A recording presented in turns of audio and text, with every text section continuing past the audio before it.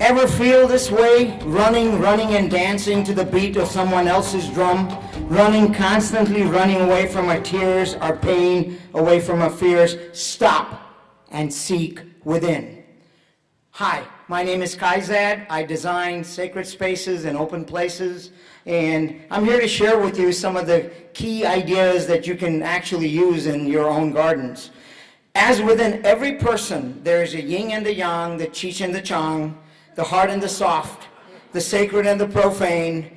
The duality resonates within each design space. The green spaces are balanced with hardscapes.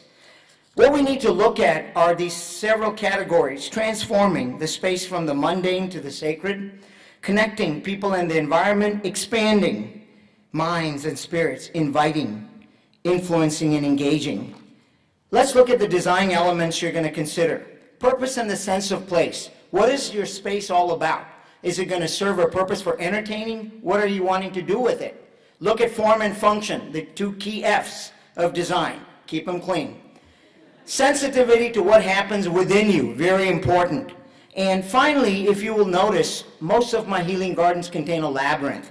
A labyrinth is basically an ancient symbol that relates to wholeness. It combines the imagery of the circle and the spiral into a meandering but purposeful path. The labyrinth represents a journey to our own center, back and out again. It is a symbol that creates a sacred space and a healing place that takes us out of our ego to that which is within. It's also an archetype, which you can have a lot of direct experiences. Try it. This one is at the Crystal Lake Park in Urbana. The 6 key principles that I use in all my designs are actually based on classic work done by Dan Pink in his book, A Whole New Mind. Starting with story, which is not only argument; symphony, which is not focus; empathy, understand the pain of others; play, you gotta have some play and humor in your gardens, not just seriousness; and finally, meaning.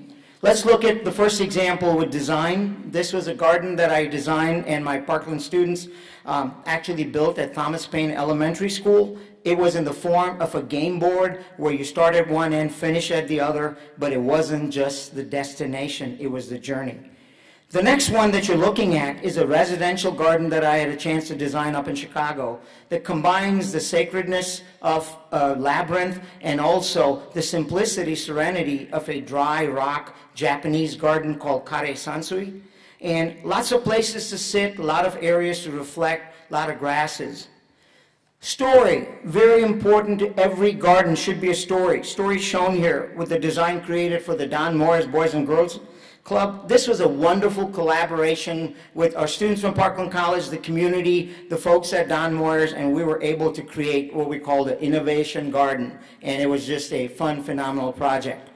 One of my opus and my own honor and a blessing to be a part of was the design for the 9/11 Memorial Garden. And basically, again, this was a garden that celebrates the heroes that passed away on that day, but also the heroes that were born on that day. So that's the sacred healing garden at the shadow of Ground Zero, which is starting to finally get built, and it will be built. Just a phenomenal space to be in, very symbolic, very spiritual. Symphony.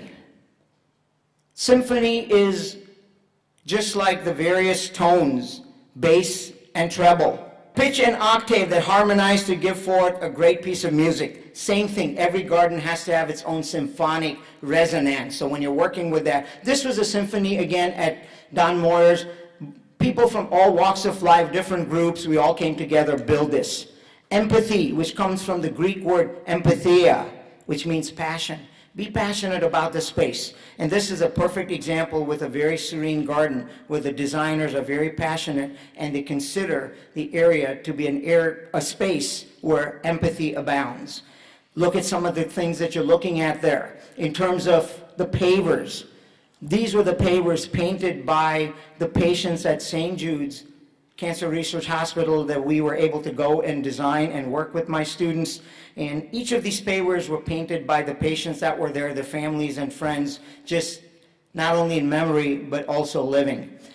Play, it's not all about being serious. My two pet peeves, the lady bending over, flashing her bloomers, and pink flamingos. I hope I'm not offending anybody. If you are, you need to take one of my design classes so that I can re-educate you, and then we can assimilate you back into the gardening community. So here's what I did. I combined my two biggest pet peeves into one so I don't get angry twice, and this is a result of a strong pot of tea and listening to Oppa Gundam Style. I wish my youngest son was here. He hates me do that, right? Finally, we're going to talk about meaning. Every garden has to have a meaning behind. The design of the earlier mentioned St. Jude's Garden, the Possibility Place, now called the Garden of Hope. And again, it's all about hope and faith in mind when these young children are stricken with cancer and their families are there. So I was able to design a garden. This is one of the things that I will take with me to my grave. You actually see this garden there. And 41 of our students and staff and members of the community went down to Memphis, Tennessee, and actually built this garden over spring break within a week. Just a phenomenal form. This was inspired by one of my students who was diagnosed with a rare form of leukemia at 6. He is a cancer survivor, came to Parkland and survived. This is the group, and I want to end by saying a little poem that I wrote. Take my hand, he said, follow me into the garden. Unwind, he said, the leaves caress your face. Let's keep walking and spiraling till we find our sacred space, a quiet, open place where grasses whisper in the breeze. Overcome by reverence, I go down on my knees. I want to be here forever and ever and ever. No more problems, no more stress, just you and I in the middle of this nowhere space. Let's embrace the calm, discard the outer fearsome as we sought and found our inner sanctum.